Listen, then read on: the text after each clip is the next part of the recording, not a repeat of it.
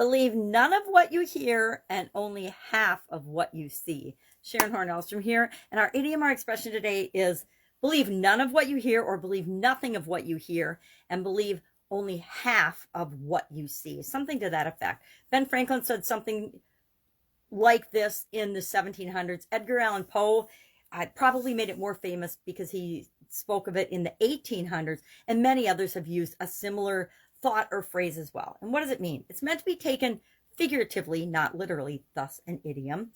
And it means it's a warning against over-reliance on our own experiences. Now, we rely heavily on our own experiences because they color our entire lives, right? But it's a reminder that what we see and what we hear is always impacted by our previous experiences, by our prejudices, by our thoughts and feelings and beliefs. And some of those beliefs aren't necessarily 100% in our favor. Sometimes we have beliefs that aren't necessarily here to serve us, or we have conflicting beliefs about different topics and different ideas and different things in the world. And those conflicting beliefs can hold us back. That's why we seek mentors, masterminds, coaches, advisors, consultants, experts in different fields and different areas to help us as we grow and build and supersize our business. But to me, this is also a reminder that remember that if we read a book on a topic, it's just one other person's opinion. If we have one coach on a topic or an area of our business, that is just their opinion based on their experience. And hopefully it's their experience based on working with a lot of different people that are in a similar situation to you or me.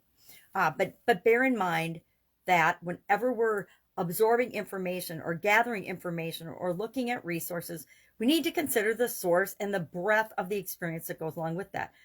That's why it's important to seek out masterminds and mentors and coaches and experts in other areas, and to read and learn and grow and study the areas that we want to improve in our business, or we want to change or expand in our business to help our business grow. Because one thing might be perfectly acceptable. And guess what? A lot of different things work to create and build and supersize a business, right?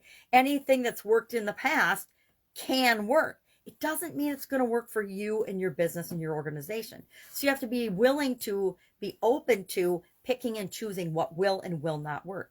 I've had coaches where 90% of what they said was BS, but the 10% that I needed, they were right on. And so I just used the 10% from that particular coach that moved my business in the direction I wanted it to go. And the other 90% in one ear and out the other, right? Because I only believe a fraction of what I hear. And that's true of anything and everything, and not just other people, but of ourselves as well, because we are filtering everything through our current set of beliefs.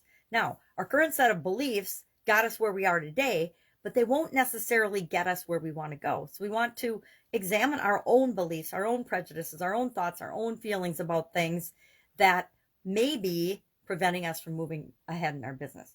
One thing it's hard to admit from a personal standpoint, but I have found that anytime my business stalls in terms of growth, it's 100% because of me.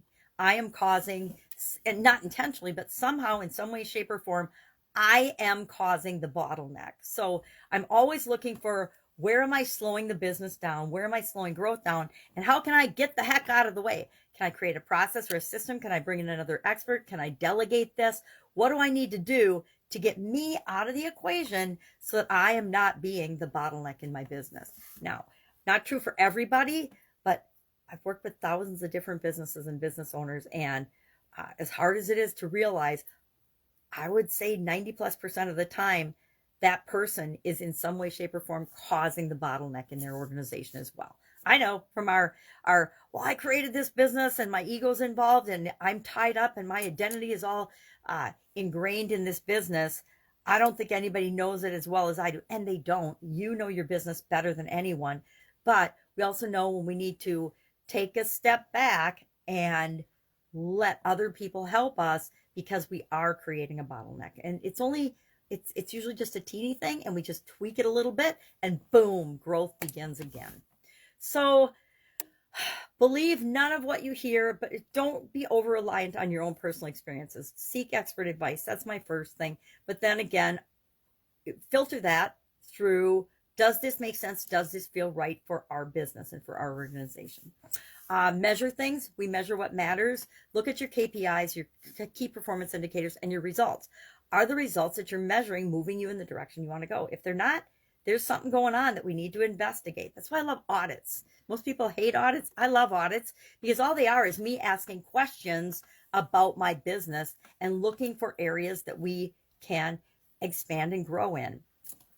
Ask for feedback. Get feedback from people that you respect and trust their opinion. Again, don't take it as Bible, gospel, and law because they don't know everything, but use it as a piece of information as you decide and make decisions and choices for your business. Question yourself and in a positive way, and realize that none of us know everything, and we don't know what we don't know until we've discovered that we didn't know it, if that makes sense. So I actually really like this idiom and expression because it reminds me to always check my ego at the door, which I don't think I'm super egotistical, but I suppose other people might think I am sometimes. But I like to check it and say, am I open to what I need to be open to in order to grow and build and supersize my business? So I'd love to know your experience. Have you heard? Have you used? I don't think I've ever, I might have used this expression. I might have said it, but I don't recall in a specific instance of using it. But I've definitely told it to myself, hey, check it. Take a personal self audit back. And I do that annually anyway. I always do an annual, if I haven't done it during the year, audit of myself and my performance based on my personal goals and objectives that I set every year. And those are based, of course, on my long-term legacy goals. So if I can help you in any way, if you want to discuss this particular idiom or expression, hit me up, or any other. I am finding idioms fascinating because they allow me to think about what I'm doing in a different way. They remind me to think about and pay a little bit more conscious attention to what things mean, how we express them, the words and the choices and the phrases we use, because what they mean to me, based on my experience, might not be what they mean to other people. And that's an example of a place where communication can break down. And I always want to be improving my communication skills. All right, have an awesome day. I will, of course, be with you tomorrow with another mental well-being, mental health related, or mental well-being. I like well-being better than mental health because mental health sounds like there's something wrong with our thinking, and there might not be. We might be thinking absolutely positively, perfectly clearly, and creating exactly what we want. But I would say that's probably the exception, not the rule, in most of our lives. All right. I'll see you tomorrow.